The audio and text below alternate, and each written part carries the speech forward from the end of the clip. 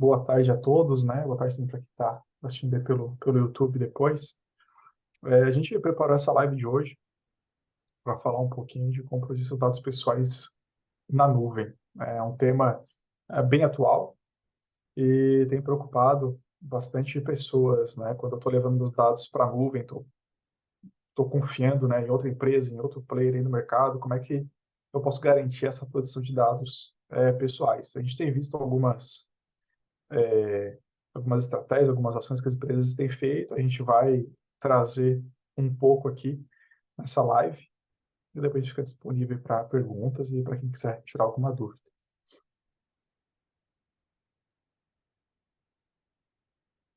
Hoje a gente vai utilizar aí uma referência, não quer dizer que vai ser só sobre isso, também a gente não vai falar sobre, o objetivo não é ficar falando de ISO hoje, não.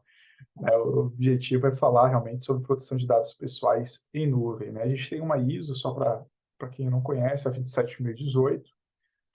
A 27018 ela trata da proteção de dados pessoais para operadores de dados pessoais em nuvem, né? Então é importante para quem é tanto controlador como operador de dados pessoais. A leitura dessa norma ela traz algumas referências Eu bem continuo. interessantes, tá? E ajuda bastante aí para quem está querendo entender um pouco melhor sobre esse assunto. A gente vai utilizar ela, mas não só ela, né? Mas é uma referência bem legal e ela trata aí sobre todos os princípios de privacidade. Então, todo o ciclo de vida de dado pessoal, ela traz alguns controles, algumas medidas para tanto quem é cliente, né, de provedor de dados, provedor de nuvem, como também para quem é provedor de nuvem, né? Então, é uma ISO, por exemplo, que o pessoal, a Google, a, a Microsoft, a Amazon, eles estão certificados, por exemplo, né, na 27018, mas é uma referência. A gente vai estar utilizando ela aqui, mas não apenas ela. Como a gente falou, né, de controlador e operador, né, para quem esse tema, né, não é comum, a gente vai dar uma explicada sobre isso, não tem problema. Né, são temas novos, então acho que é interessante a gente dar uma passadinha aqui e explicar o porquê que a gente está trazendo isso aqui. Né, a ISO, a legislação de privacidade, desculpa, né, ela geralmente tem três papéis, né, tem o titular, o controlador e o operador de dados pessoais. Mas o que é isso, né? O titular é a gente, né? Somos nós, pessoas físicas, a quem o dado pessoal se refere, né? Então, a gente utiliza, né, os nossos dados pessoais no dia a dia, no relacionamento com as empresas. Né? O dado pessoal, ele é nosso. E a gente confia, né, em algumas empresas esses nossos dados pessoais para algum benefício, para algum serviço que a gente deseja contratar. Essa empresa, por sua vez, ela é aqui, então, o nosso controlador, né, o chamado controlador de dados pessoais. Esse controlador é uma empresa, né, que a gente confia os dados. Então, tem lá o e-commerce, o site, onde a gente vai cadastrar os nossos dados, com a finalidade de gerar uma nota fiscal, de receber um produto no nosso endereço, né, a farmácia, né, onde a gente confia o nosso CPF para receber o desconto, né, teve bastante discussão sobre isso já no passado. Então, a gente confia nossos dados na empresa para algum benefício, para alguma finalidade específica. E nós temos toda uma lei de privacidade, né, não só no Brasil, mas em vários países do mundo, para isso. Então, o controlador é essa empresa em que a gente confia, né, esses dados pessoais nossos. E, por sua vez, essa empresa, ela contrata um operador. Né, e é onde a gente vai depois entrar muito no assunto aqui sobre esse operador. Né? O operador é essa parte onde o controlador confia os nossos dados. Né? Então, vamos pegar aí a situação, né? O e-commerce, como eu citei, né? A gente confia os dados no e-commerce, mas esse e-commerce ele está hospedado? Muitas vezes está lá numa Microsoft, uma Google, numa Amazon, está lá numa nuvem, né? Que é uma terceira empresa. Né? É um outro item, é um ponto aqui que a gente tem que levar em consideração. Né? Eles estão mandando nossos dados para um terceiro. E é importante dizer que essa cadeia ela não termina aqui, né? Ela continua, né? Essa empresa ela pode confiar ainda em outras empresas, nossos dados eles estão, né, sendo enviados a esses demais suboperadores e suboperadores. Essa cadeia não tem fim, né? A gente pode estar indo aqui para várias empresas esses dados, tendo acesso a esses dados, tá? A nossa live de hoje ela vai focar nesse relacionamento entre esse controlador e esse operador, quer dizer, com essa empresa que os dados pessoais, nós confiamos os dados, e com o operador. Que medidas de segurança, né? E a gente está falando só de segurança técnica aqui. Medidas de segurança, elas são necessárias para proteger esses dados pessoais. Então, a gente vai estar falando sobre isso. Então, se você é um cliente de um serviço de nuvem, então tem a minha empresa, ela contrata um provedor em nuvem, contrata uma solução em nuvem, seja um serviço, seja uma plataforma, né, seja uma infraestrutura em nuvem, que cuidados que eu tenho que ter? O que eu tenho que me preocupar antes da contratação, durante essa contratação e depois que eu finalizar esse contrato? Eu posso querer mudar de fornecedor. Então, o que eu tenho que me preocupar depois? E do mesmo modo, se eu sou um operador, se eu vendo um serviço em nuvem para alguém, né, é muito comum hoje a gente desenvolver uma plataforma, um serviço em nuvem e vender isso. Né, as empresas fazem muito disso, a grande maioria hoje é um operador de dados pessoais em nuvem por conta disso. O que eu tenho que olhar para o meu contrato para proteger a minha empresa, né, de possíveis sanções da legislação e também para atender o meu cliente, para eu poder atender esse controlador de dados de uma maneira, né, que realmente eu traga um benefício para ele e também não prejudica a minha empresa. Então, a gente vai estar falando um pouquinho aqui sobre algumas estratégias que a gente pode fazer também antes, durante e depois, algumas obrigações que a gente tem que ter também, tá? Falando um pouquinho, então, né, antes dessa contratação, né, o que a gente, tanto como operador como cliente, né, de um provedor em nuvem, a gente tem que se preocupar. Né? Já inicialmente, antes até de assinar um contrato, é importante definir algumas regras. É por isso que eu falei, né, não é só questão técnica.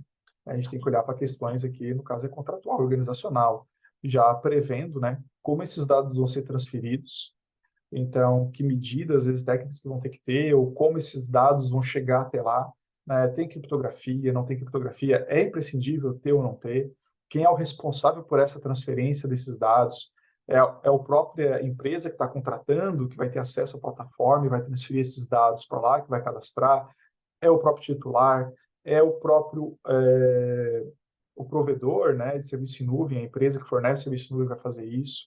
Como é que é essa transferência de dados? Como que é o retorno desses dados e o descarte dele? Porque eu finalizei o contrato, é bom que isso já esteja específico aqui. Como que esses dados vão retornar?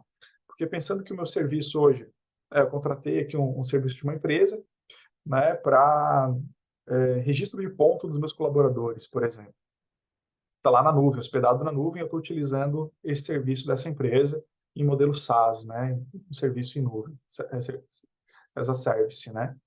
Então, como que esses dados, depois que eu finalizei o contrato, quero mudar de fornecedor, como é que esses dados vão retornar para mim de maneira segura? Eles vão exportar esses dados, vou ter acesso a bases de dados, para garantir que esses dados vão ter uma transferência segura, né, de volta para a minha empresa, mas também que eu vou ter acesso a eles depois, porque os dados pessoais são do cliente, são do controlador. Então, já tem que estar olhando no contrato sobre isso. Né? E o descarte, como é que essa empresa vai descartar esses dados depois de maneira segura e se realmente vai descartar eles? É bom já deixar esse contrato, qual o prazo que ele vai ter para descartar, para lá deletar de suas bases de dados, né? Apagar isso e não ter os dados mais dos meus clientes lá dentro dessa empresa. Porque se houver um vazamento de dados, um acesso indevido lá dentro desse fornecedor, né, em nuvem, é responsabilidade do controlador, de quem confiou nele. Então, a gente, como cliente, toma bastante cuidado. E, por sua vez, né, esse fornecedor também já tem que olhar para isso e já botar nos seus contratos prevendo o que é interessante para ele, a viabilidade técnica dele de fazer isso. Então, já tem que pensar aqui com antecedência. Tá?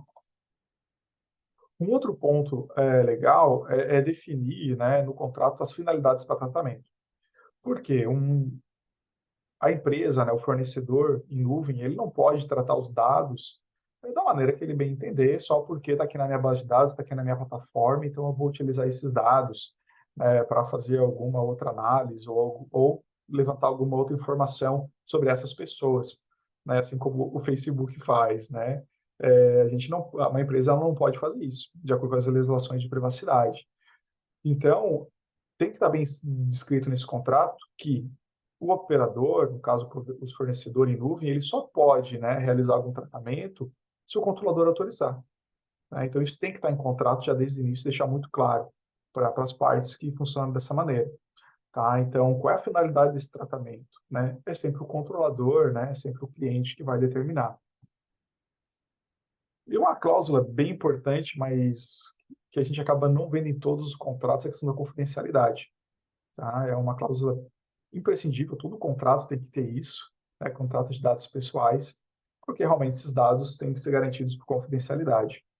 Aí a gente vai ver depois, falando sobre, durante a contratação, né, para atender a essa cláusula, o que, que lá o fornecedor, o operador de dados pessoais em nuvem tem que se preocupar, tá? Então, a questão de confidencialidade na divulgação é uma cláusula que todo contrato, né, deveria ter, já deveria acertar isso antes mesmo da contratação com esse fornecedor em nuvem, tá? E também que medidas técnicas são mínimas para que esse negócio, né, seja acordado e realmente esses dados pessoais sejam protegidos. Aqui a organização ela pode, né, o cliente, né, ele pode exigir do seu operador, né, questões de criptografia é o mais comum, né, começar a aparecer nos contratos questões de criptografia dos dados, ter acessos a questões de VPN, né, que também não deixa de ser criptografia, né, acessos remotos a esses dados, que a plataforma, né, de serviço tem uma autenticação de dois ou múltiplo fator de autenticação de acessos, que as senhas sejam trocadas periodicamente, que os colaboradores desse fornecedor sejam treinados e capacitados periodicamente. Então, são medidas que a gente pode estar colocando em contrato para exigir desses fornecedores. Tá? Do mesmo modo, né, o fornecedor tem que se preocupar com isso, né, porque toda medida que um cliente solicita, ele vai ter que executar para trazer, né, e estar adequado àquele contrato. E isso está aparecendo, tá bastante. Então, né, fica a dica para os fornecedores em nuvem já ir se adequando a isso também. E um dado bem importante é acordar onde que esses dados vão ser armazenados geograficamente, para garantir aí que o país, né, onde esses dados vão estar armazenados, a gente fala em nuvem, a gente, vamos dizer, a gente não sabe onde é que está, mas está, né, não está na nuvem, né, ele está no computador de alguém, tem um servidor, tem um data center em algum lugar do mundo, onde esses dados estão sendo armazenados. E é importante acordar isso, aonde vocês desejam, né, que esses dados sejam armazenados. Porque isso aqui interfere em custo também, fornecedor em nuvem. Dependendo do país, da localidade, tem um preço maior. Se é na Europa, em euro, nos Estados Unidos vai ser em dólar, geralmente nos Estados Unidos é mais em conta. Então tem que ser acordado isso. Né? Se for no Brasil, geralmente é um pouco mais caro. Então tem que ser analisado isso também, já ser acordado aqui, já na contratação. Tá? Tudo isso para proteger os dados pessoais e também a empresa está adequada à legislação. Um ponto também muito importante é a questão dos subcontratados.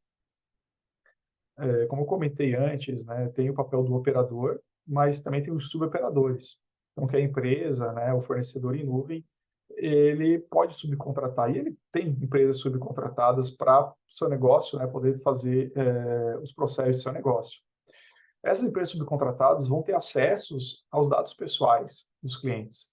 Então, é importante que o cliente ele tenha ciência de quem são os subcontratados já desde o início, porque é responsabilidade dele, legal, se acontecer alguma coisa com esses dados pessoais, então ele conhecer essa cadeia, né, onde que esses dados, né, estão sendo acessados, né, todo o fluxo desses dados pessoais, que a partir do momento que ele confia nesse fornecedor. Então, já no contrato, é importante ter cláusulas falando sobre isso. E qualquer mudança que houver, que seja comunicado, né, com antecedência ao cliente, para que ele possa tomar as medidas, porque pode ser que ele não concorde, com um subcontratado específico ser contratado. Né, e aí ele pode rescindir o contrato ou, né, solicitar a mudança desse subcontratado. Então, isso é bem importante e tem aparecido bastante também nos contratos. Tá? É um processo e os operadores, que os fornecedores de nuvem, têm que se preocupar e têm que se adequar. Tá? Beleza, a gente falou até agora de contrato, né? Porque a gente está falando antes da contratação. A gente falou também de medidas técnicas que podem ser exigidas, né? Melhorias que têm que ser realizadas na organização. E já falar um pouquinho agora, durante, né, essa contratação, a partir do momento que esse contrato foi finalizado, contratei o provedor, meu fornecedor em nuvem, né, da minha solução, o que eu tenho que me preocupar. Ô, Daniel, fica à vontade para contribuir. Beleza, obrigado, Marcos. Então, pessoal, aqui antes da contratação, eu queria fazer alguns comentários bem relevantes, né? Que é muito comum as empresas, né? O Marcos deu exemplo falando de SaaS, que são sistemas que são disponibilizados na nuvem pelos fornecedores, né? E que há necessidade de ter o contrato, de especificar questões técnicas e tudo mais. E a gente percebe que existe, para algumas pessoas, um pouco de dúvida em relação a esse ponto de utilização de nuvem. Por exemplo, existem pessoas que, nós temos um sistema SaaS e a gente tem 100% de segurança porque nós estamos na AWS, nós estamos no Google Cloud, nós estamos na Oracle, na IBM, na Azure e por aí vai. Então, é importante aqui a gente desmistificar um pouco isso e esclarecer. Tá? Isso que a gente está falando dessa norma 27018, quer dizer, nós não estamos falando da norma, mas existe uma norma que trata especificamente isso e que as empresas se certificam, que é a 27018, né? Que é para empresas que tratam dados pessoais na nuvem. E quando vocês estão colocando a sua infraestrutura, né, ou a infraestrutura do seu fornecedor de sistemas, estiver na Oracle ou AWS, por exemplo, existe sim um contrato que rege essas questões todas que a gente está dando exemplos aqui. Existe esse contrato. Então, na Google, na AWS, na Oracle, esses grandes provedores, eles têm já adicionado, né, ao contrato deles o que a gente chama de DPA. Né? Essa questão do DPA é o Data Process Agreement, ou seja, o contrato de processamento de dados. Então, esses grandes provedores, eles já têm isso atrelado ao seu contrato. Significa que eles têm todas as certificações, né, as garantias, né, relacionadas ao seu serviço. Eu vou até compartilhar aqui com vocês no chat, eu já estava preparando isso, de alguns exemplos que vocês podem buscar desse DPA na própria nuvem da AWS, da Google, da IBM, Oracle, Microsoft. Aqui a gente pegou os maiores, né? Então, isso tudo que o Marcos está falando sobre a preocupação que tem que estar documentado antes de contratar, quando a gente contrata esses grandes provedores, eles já têm, tá? Beleza. Então, até aqui tudo bem. Só que aí chega aquele ponto, olha, eu tenho segurança porque eu estou na Google, estou na AWS. Tem um outro ponto que a gente quer compartilhar rapidamente, que existe, cada provedor de nuvem, eles possuem algo que se chama o modelo de responsabilidade compartilhada. E aqui no chat a gente vai compartilhar o link da AWS, que é esse modelo de responsabilidade compartilhada. Significa o quê? Que a AWS ou esses provedores de nuvem, né, grandes principalmente, eles têm as preocupações, têm certificações que cuidam de segurança, mas é compartilhado, ou seja, eles vão até uma determinada parte da responsabilidade em relação à segurança. Outra parte fica por conta do cliente AWS ou cliente de nuvem, que no caso seria o fornecedor de software, SaaS, por exemplo, né, e que mantém dados pessoais na nuvem.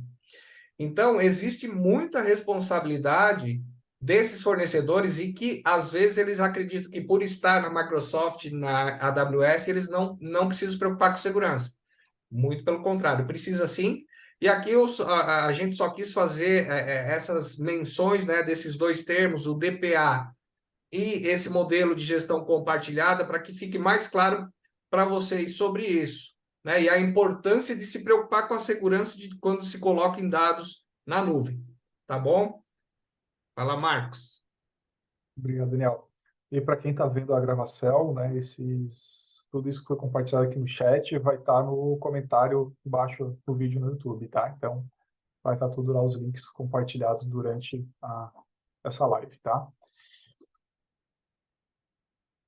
Bom, dando sequência então aqui, pessoal, falar um pouquinho durante a contratação, né? Contratei esse meu provedor em nuvem, né? Negociei tudo isso com ele, esse meu fornecedor em nuvem, nem sempre é um provedor, pode ser um serviço em nuvem, né? De uma empresa que presta esse serviço. E agora, né? O que esse esse fornecedor ele vai ter que se preocupar, né? Então, para quem é um fornecedor de soluções em nuvem, né, a gente vai falar um pouquinho sobre o que vocês devem implementar de processos e de medidas também de segurança, né, de técnicas dentro das suas empresas, tá? Para atender a necessidade dos clientes nesse momento da questão de proteção de dados e privacidade, para adequação deles para a legislação. Ter o ponto de contato, né? Esse ponto de contato é fundamental. A gente tem um encarregado, tem um DPO, mas é importante que tenha esse ponto de contato, que seja algo rápido para exigências do cliente, para contatos do cliente, algo que ele pode necessitar para resolver questões de privacidade, proteção de dados, algum incidente, alguma solicitação que ele está tendo dos seus clientes também. Então, as empresas têm feito alguns canais de privacidade, né? Às vezes por e-mail, às vezes um chat, às vezes um formulário, às vezes por dentro do próprio sistema também, para poder atender essa necessidade que os clientes têm. Por quê? A legislação, né, a gente tem um prazo para atender, dependendo do país que a empresa está adequando, né, os prazos mudam. Então, para atender a esse prazo, né, então, vamos supor, o titular fez uma solicitação lá para o cliente, para o controlador, né? Esse controlador, para ele atender, ele depende de conversar com o operador de dados pessoais, né, com o caso, com a empresa que fornece solução em nuvem. Esse fornecedor tem que responder para ele vai ter que formatar a resposta para poder entregar para o titular. E o prazo está correndo, o prazo legal está correndo. Então, é importante, né, que isso seja realizado de maneira rápida, né, para ele poder atender esse prazo legal. Isso também pode ser acordado em contrato, né, qual é o prazo que eu tenho para responder uma solicitação aí dos meus clientes, né, se eu sou aí um fornecedor em nuvem, tá? Ter conscientização e treinamento dos colaboradores, fundamental, né, não é a gente está dizendo isso, mas são estudos, né? Tem realmente pesquisas e índices para isso que mostram que a maioria dos golpes e vulnerabilidades e incidentes acontecem em cima das pessoas, né? Então, quanto mais treinadas, mais capacitadas, desde golpes mais simples, aqueles phishings, WhatsApp, SMS, até realmente, né, a questão de dados pessoais, o que é um dado pessoal, o que eu posso fazer com um dado pessoal, como eu desenvolvo meu sistema aqui de maneira segura, como eu configuro o meu servidor, o meu sistema de maneira segura. Tudo isso são treinamentos que têm que ser dado para essas pessoas para que realmente elas possam estar capacitadas e entregar algo cada vez mais seguro. Então, claro, não é algo de uma hora para outra, mas é super importante ter um programa aí de treinamento e conscientização dos seus colaboradores para entregar cada vez uma solução mais segura e respeitando os dados pessoais e a privacidade, das pessoas. Algo que é interessante, né, para quem é um fornecedor em nuvem, é permitir que esse cliente, né, que ele registre e cancele os acessos dos seus colaboradores a quem ele precisa de acesso na plataforma. É comum, por exemplo, quando vocês adquirem uma solução em nuvem, o cliente é que gerencia os acessos a quem ele realmente, né, precisa que tenha.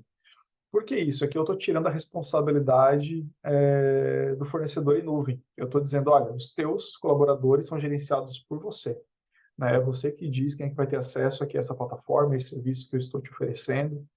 Então, isso é algo bem interessante. Permitir que o cliente gerencie esses acessos, retire acessos, conceda as permissões necessárias para os colaboradores dele, tá? O Daniel quer colaborar. Fica à vontade, Daniel.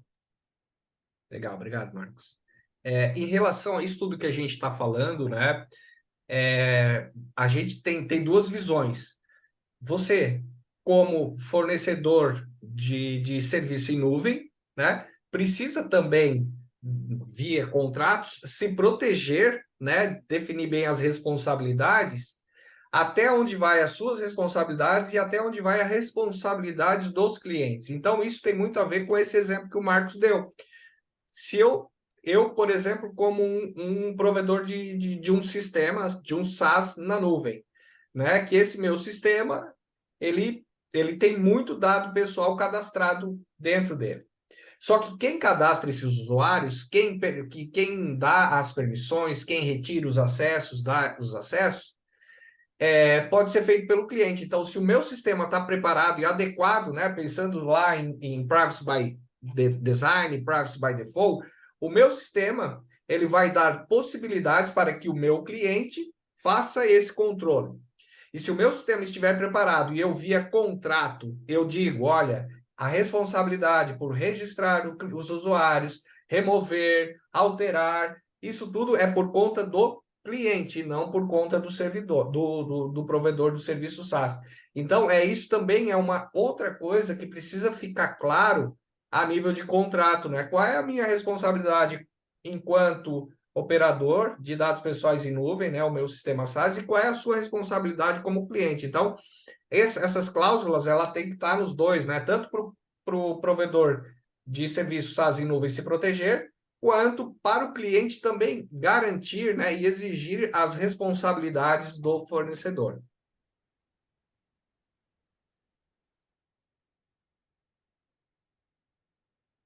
Só um outro item importante é que esses sistemas, né, em nuvem, eles têm um procedimento de login seguro, né, permitam a troca de senhas periódicas, né, permitam uma configuração nele que realmente vai permitir que as senhas sejam alteradas a cada 90 dias, por exemplo, né, os colaboradores têm que executar isso, que tem um múltiplo fator de autenticação, seja por meio do Google, da Microsoft, de algum aplicativo, né, mas que permita isso. Para quê? Para minimizar a chance de um acesso indevido, de um vazamento de dados, né? Porque hoje login e senha vaza direto. Né? A gente todo dia aí a gente se procurar, você vai ver uma notícia que algum lugar do mundo vazou um login e senha de alguma aplicação, de algum sistema. Né? Então, ter um multifator de autenticação, né, a ser estocada periodicamente vai ajudar bastante. E claro, né, não preciso nem dizer, mas a questão da força das senhas, né, que o sistema, né, seja configurado para exigir senhas complexas, letras, números, né, e realmente seja uma medida que o próprio sistema já exija aí dos clientes. Vai ajudar bastante, é uma medida de segurança para prevenir vazamento de dados e acessos indevidos. Tá? E um outro item, né, é ter criptografia, né, sejam para dados em repouso ou em trânsito. Né? Dados em repouso, são os dados que estão nas bases de dados das empresas, né? Então, seja possível, né, criptografar eles, as senhas sejam criptografadas, né, não sejam salvas no banco de dados em texto, né, que alguém pode acessar e visualizar elas. Parece até básico falar isso, mas acontece, né? É raro, mas acontece muito, como a gente diz, né? E trânsito, né, são as informações trafegadas, provavelmente na internet. Né? A gente está falando aqui de nuvem, né? Então o tempo inteiro a gente está na internet. Como é que eu garanto que essa informação, né, ela está sendo trafegada de maneira segura? Então a gente tem, né, se eu vou acessar esse sistema em cloud, né, pode ser configuração com uma VPN, um SSH com criptografia, se é um acesso à plataforma, ele tem a criptografia, tem o certificado digital, realmente forte, né? E aí tem sites para a gente analisar se aquele certificado digital ele é realmente forte, de maneira gratuita, tem o SSL Labs, se você conseguir digitar no chat aí, o pessoal dá uma analisada. Ele avalia, pessoal, a força desse certificado, dessa criptografia, se o algoritmo é realmente atual, se não está ultrapassado, e sugere pontos de melhoria. É um site bem legal. Vocês podem utilizar isso para melhorar o certificado, né, de vocês e melhorar a criptografia para trânsito das informações, tá? É bem interessante. E de maneira gratuita ele faz isso para a gente, tá?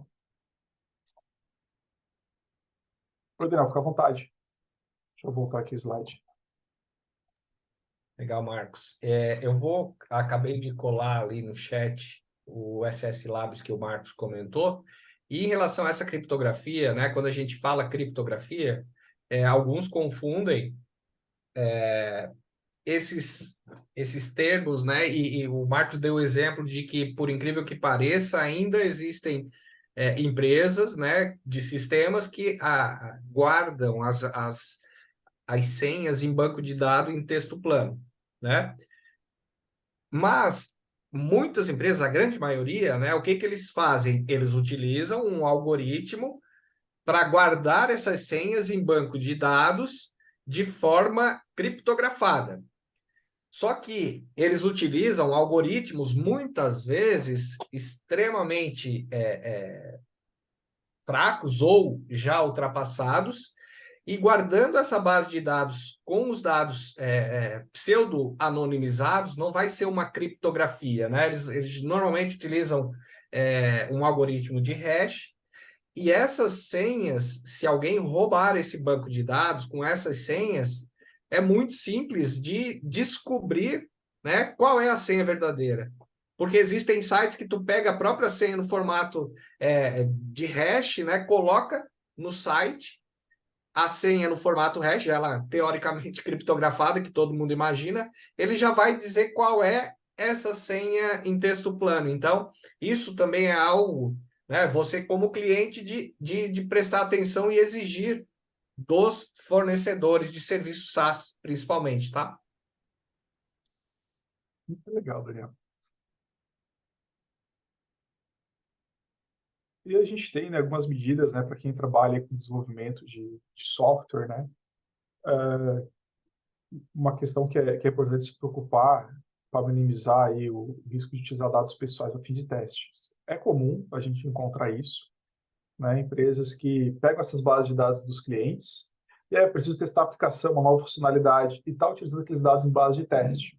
Na base de teste acaba não protegendo tanto quanto deveria, né? Com a base na base de produção ela está. E esses testes, a partir esses dados, a partir do momento que está na base de testes, várias pessoas acabam tendo acesso a essas informações que não deveriam, que não teriam, né? No ambiente de produção, porque o perfil delas não dá acesso, enfim, mas na base de teste acaba tendo acesso a eles. Então, isso é uma preocupação que tem que ter quem desenvolve, né, sistemas, né, ou utilizar, né, dados anonimizados, né, ou dados fictícios, né, e também ter essas bases separadas, né, sempre o que possível separar a base de produção, homologação, base de teste, para que, se houver, né, um incidente na base de teste, ela sejam dados fictícios, obviamente, e ninguém consiga capturar também dados da produção onde estão os dados reais. Né? Então é importante isso. E claro, tem a medida de segurança. Né? Proteger a base de teste, o ideal é que medida de segurança que está implementada em produção, no ambiente real, também esteja na base de teste, porque ali tem informações, né? Tem dados. Então implementem sim a medida de segurança. Mas o importante é que, se alguém ainda conseguir ter acesso lá a esses dados, sejam dados fictícios, dados anonimizados, tá? Então, é algo que as empresas têm exigido bastante, tá, dos seus fornecedores em nuvem, essa questão de anonimização de dados pessoais e não utilização, né, de dados pessoais em base de testes. A gente tem visto bastante isso acontecer, tá? E a empresa que é desenvolvedora, ela precisa fazer teste, né? Então, é algo que tem aparecido. Esse item aqui é importante, tá? A gente faz, né, tem lá o provedor de nuvem e ele faz o backup do meu sistema de maneira automática, tem lá rotinas. E aí a gente vai ver o local do backup, é o mesmo local que ele está armazenando o backup, é o mesmo local que ele está armazenando o ambiente de produção. Quando a gente fala local, o pessoal é o mesmo data center, né? É o mesmo, então ele está lá armazenado na França, né? E aí você vai ver a localização lá que aparece no provedor de nuvem, né? Backup localizado lá na França. Ah, o ambiente de produção localizado na França. Pô, tá no mesmo data center. Isso aqui no data center pega fogo. Eu falo a França porque aconteceu em 2018. O maior data center da França pegou fogo. Então, se o seu backup estava lá dentro e se seu ambiente de produção estava lá dentro, você corre o risco de perder tudo. Né? Então, isso é importante avaliar se o backup está no local diferente. Tá? Geralmente tem custo, tá, para fazer isso. Mas é uma medida de segurança super válida porque esses lugares não estão, né, não são a prova de incidentes, né? Pode acontecer. Eles tomam medidas de segurança, têm certificações para isso, mas incidentes podem acontecer. Fala aí, Daniel. Tá no mudo, Daniel. Não saiu o Opa, mudo. desculpa.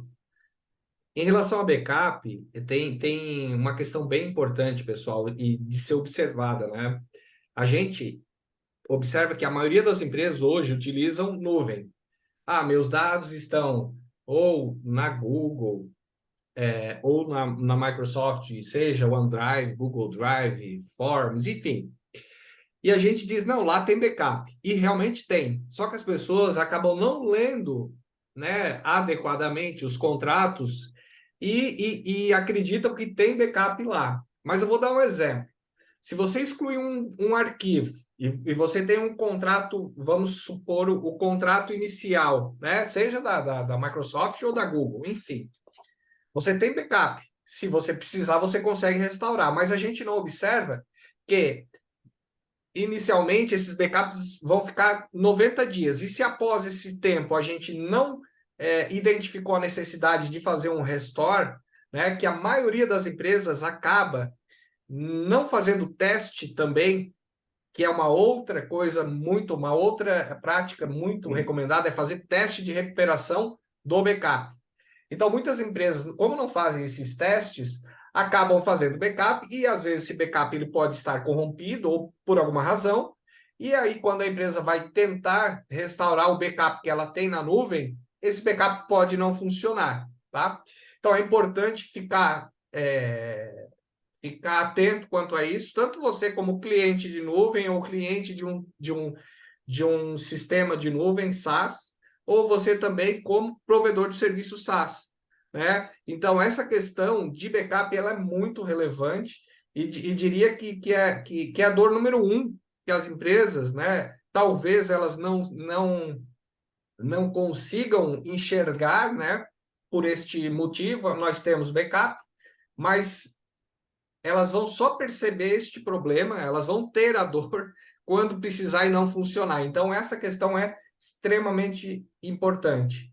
E se atentar quanto à política de backup, que se você não tem política de retenção, por exemplo, de um backup a cada mês ou um backup a cada ano, né, e você só tiver as últimas 90 dias, por exemplo, se você perder algo nesse intervalo e não identificar, só identificar depois, você pode ter um problema muito sério.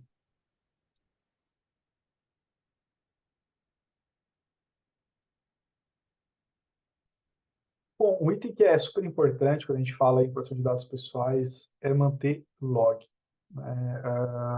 O pessoal acaba não registrando esses logs de acesso a dados pessoais. Registra lá que tal colaborador fez tal mudança, né, acessou tal funcionalidade, mas não registra a alteração de dados pessoais. E quando a gente fala em uma obrigação legal, é importante que as empresas que desenvolvem soluções em nuvem, que são provedores de soluções em nuvem, elas adaptem seus sistemas a isso, né, para eu poder provar quem foi que registrou, quem foi que acessou, quem modificou, quem excluiu dados pessoais. Os clientes, né, no caso os controladores de dados pessoais, eles precisam dessas informações para prestar esclarecimento para o titular. Né, isso está começando a ser um diferencial. As empresas estão começando a questionar isso nas suas avaliações de sistemas. Mas eu perguntar, eu consigo rastrear a alteração do dado pessoal? Quem foi que incluiu esse dado? Quem foi que alterou um endereço, um nome? Quem foi que excluiu? Eu preciso saber o que aconteceu. Eu preciso desse registro para eu poder provar lá na frente se esse titular questionar alguma coisa.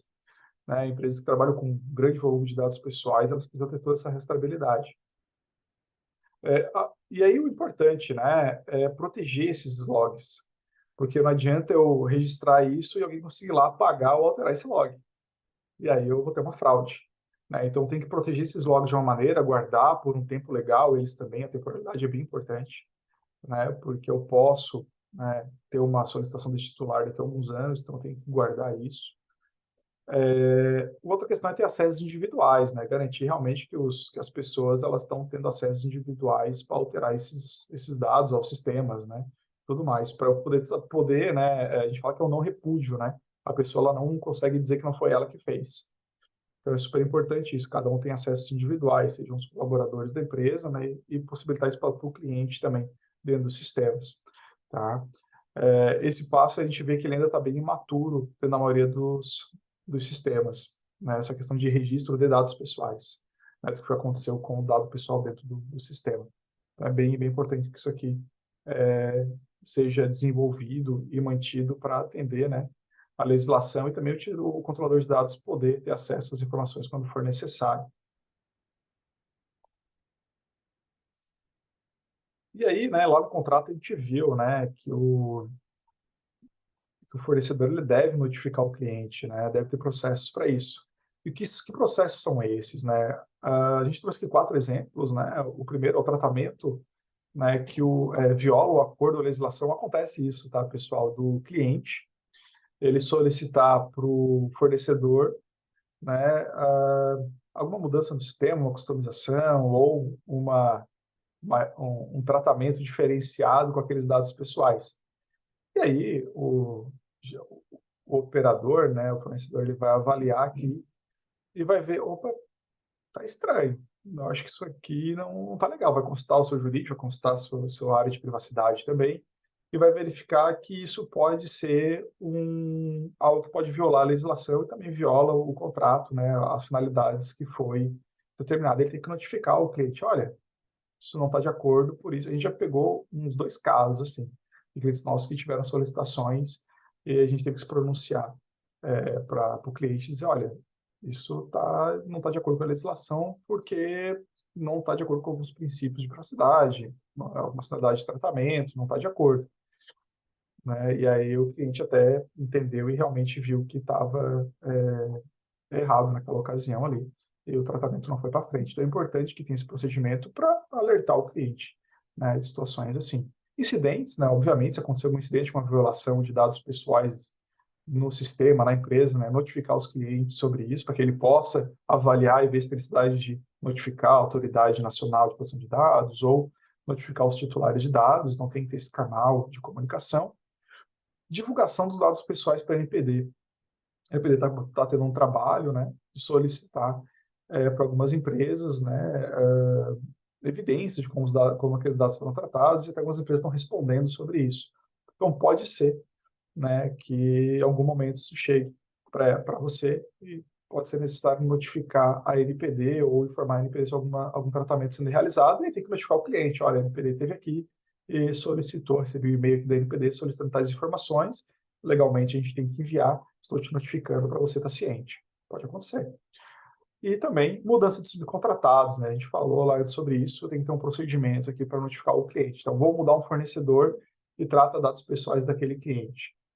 Eu tenho que notificar ele, dizer, olha, tal dia a gente vai trocar esse fornecedor por outro, né, por esses motivos, eu estou te notificando. Né? Essa notificação pode ser por e-mail, né, aí como vocês acordarem com o cliente, né? Não precisa ter um sistema para isso, eu quero deixar isso claro, né? Pode ser uma notificação acordada aqui por e-mail.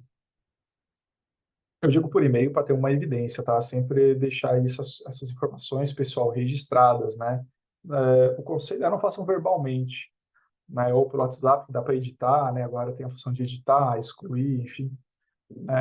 Façam isso de uma maneira formal, né? Seria importante para se proteger caso, né, precise para o futuro, tá?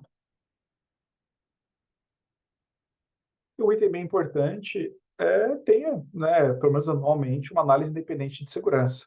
Seja uma análise técnica, né, uma análise de vulnerabilidade, um pen test, enfim, sobre seus ambientes para verificar se tem vulnerabilidades técnicas, mas também, né, uma análise que pode ser uma auditoria, uma análise de conformidade, enfim, com melhores práticas de segurança dentro da empresa, né, para verificar se realmente essas medidas estão sendo efetivas, né, se tem pontos de melhoria. Né, façam isso periodicamente, vão verificar quantas coisas é possível identificar, que é possível melhorar e trazer mais segurança para o seu ambiente. Tá? Realmente tem um salto bem grande a partir do momento que começa a ter umas rotinas de análises de segurança. Tá? Então, tem empresas, né, que prestam esse serviço, a Dedal é uma, né, não é o objetivo aqui fazer propaganda, mas pode ser realizado esse trabalho. Tá? E aí chegamos depois da contratação, né? A gente vai dar algumas dicas aqui do que deve ser visto. Na verdade, são 2 dicas, né? 2 dicas que a gente separou aqui sobre isso. A primeira dica é que você, como um fornecedor, né, e também, né, como cliente, tem que se preocupar em reter algum histórico de comunicação, políticas que foram determinadas, né, por um período. Por quê? Né? Vamos supor que hoje terminou o contrato, né? Você é um fornecedor em nuvem, né, de uma solução, de um sistema, e aí terminou hoje o contrato com aquele cliente. E passa alguns meses, né, um ano, e tem um vazamento de dados lá desse cliente. E ele vai dizer que foi aqui da empresa. Como é que você vai mostrar para ele que não foi? Né? Eu tenho que ter algumas informações aqui, eu tenho que acordar isso com o cliente, porque ele também tem que estar ciente disso. Né? Que eu preciso guardar alguns logs, algumas informações por algum tempo determinado, por uma questão, às vezes, legal, precisa também, né? Mas também por uma questão de proteção. Né? Então, claro, isso tem que ser acordado com o cliente, mas é importante reter essas comunicações, esse histórico, esses e-mails, como eu comentei, né, de tudo que foi realizado. Né? E também de políticas que foram feitas na empresa, treinamentos que foram feitos, tudo isso para eu ter, né, um embasamento, às vezes jurídico, eu posso precisar lá na frente. Tá? Então, isso é tudo para proteger Aqui é a empresa, proteger os dois lados, na verdade. Tá? Então, é importante que isso seja acordado por um período. Às vezes tem períodos legais para algumas documentações, algumas informações, né? Então, tem que avaliar para o seu segmento qual é esse período. Mas acorde isso com os clientes também e armazene depois da contratação por um período para se proteger. E um outro ponto, né, é fazer a exclusão segura dos dados pessoais. Né? Eu tenho as informações, eu tenho que mantê-las, mas eu não tenho que manter os dados pessoais mais aqui, nem base de dados, nem backup. Né? Eu não tenho que manter mais esses dados, né, para evitar que eu tenha um incidente e realmente daí eu tenho que responder por isso. Então, eu faço uma exclusão segura desses dados, faço uma formatação, né, excluo aquele ambiente, não dê mais acesso aos colaboradores, né, que tinham acesso a esse ambiente, realmente faço a exclusão desses dados a partir do momento que ou foi solicitado, né, pelo controlador, né, pelo cliente, ou finalizou o contrato, eu não tenho mais necessidade de manter esses dados aqui. Né? O cliente já recebeu os dados, já fez a transferência, ele confirmou que recebeu os dados. Lembra que lá no contrato a gente acordou isso, né? Transferência e exclusão. Então, o cliente vai receber os dados, transferir os dados para ele, ele confirmou, beleza, recebi, pode apagar. Apague. Né? Não mantenha esses dados. Né? Até uma questão seria, começaria a partir dali ser ilegal, esses dados não poderiam estar ali, né? E não estaria respeitando o contrato que foi acordado com o cliente. Tá? Então, esse é um ponto bem importante. Né? Excluam realmente esses dados. É, a gente sabe que o pessoal às vezes quer manter a informação, né? Manter o dado, manter a base para utilizar, né? Enfim, para alguma outra finalidade, mas estaria descumprindo a legislação e descumprindo o contrato também. Né? Então, realmente, a orientação é exclua esses dados de maneira segura. Tá? Pessoal, queria abrir aí para perguntas, para dúvidas. E quem também estiver vendo pelo YouTube, né, se quiser questionar lá no, nos comentários, ou também no grupo do WhatsApp, que tem também, fiquem à vontade também depois, tá? Falar um pouquinho aqui, né, sobre o nosso curso. A gente está com o curso de implementador da ISO 27001, né? Está tendo comentários muito positivos, o curso está com 5 estrelas, né? O pessoal está realmente deixando depoimentos bem legais, né? Falando que o curso está realmente muito bom. Então fica aí o convite para quem ainda não fez, né, se juntar a essas pessoas, né, e fazer esse curso. Tá? Além do curso, né, tem um certificado, são 10 templates, e também tem um grupo aí de network com o pessoal da área. Tá? Eu acho que o Daniel e a Graziele, eu acho que fizeram um curso, né? O nome não me é estranho. Eu Acho também que estava lembrando, eu acho que ele sim. o Daniel Bispo e a Graziele, eu acho que fizeram. Isso. Beleza, Daniel. Obrigado pela sua assiduidade aí nas O Daniel está lives. sempre por aí. E aqui, né, pessoal, para quem ainda não se inscreveu aí no nosso grupo aí de lives, né, pode se inscrever. Né? Todo mês tem live. A gente também está publicando vários conteúdos nas redes sociais, que a gente comunica também nessa lista, e também tem o grupo do WhatsApp também. A gente está cada vez tentando fomentar mais, e fica o convite aí para quem quiser entrar e se inscrever. Isso, pessoal, aproveitem essas lives. Os nossos objetivos é sempre falar de uma forma não tão técnica, mas ao mesmo tempo tentar, né, explicar algumas coisas, porque é importante fomentar isso sobre a importância das empresas se preocuparem com esse tema, segurança da informação, privacidade, e também para que a gente possa ir aos poucos, né, aumentando a maturidade das empresas, porque é algo muito preocupante, né? Muitas empresas, a gente pode perguntar qual é o seu problema em relação à segurança da informação? As empresas dizem, eu não tenho problemas, né? Então, elas acreditam que não tem problema, mas na realidade é porque elas não passaram por algo crítico. E elas só vão entender esse problema e vão ter essa dor quando acontecer algo. Então, a nossa missão também é levar isso, né, para que as empresas acabam amadurecendo, né, acabem amadurecendo cada vez mais sobre a importância e de se prevenir, se preocupar com isso de forma antecipada, né, porque depois pode ser tarde. Esse é o Daniel. Beleza, Pessoal, se não temos obrigado, né? perguntas, né? Alguém quer fazer perguntas? né? Se também depois surgir alguma dúvida e quiser mandar aqui no grupo, no WhatsApp, pelo WhatsApp da Débora aí na tela, né? Fica à vontade também, né? Eles encaminham para a gente responde. Fiquem à vontade também depois, tá? Beleza, pessoal? Obrigado então a todos. Se não Obrigado. tivermos, um abraço, boa semana. Até mais. Até.